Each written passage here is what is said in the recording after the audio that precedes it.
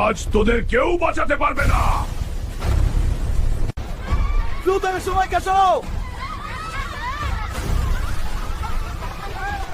বাঁচাবো আমি এবং আমার আল্লাহ যদি আমার পাশে থাকে, এই গ্রামের কেউ কোনো ক্ষতি করতে পারবে না।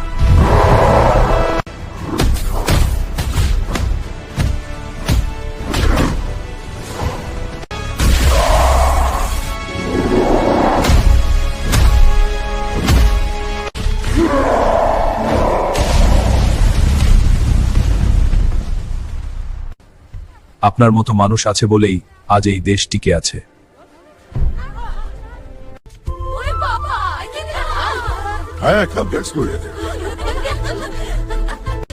এক কাপ চা।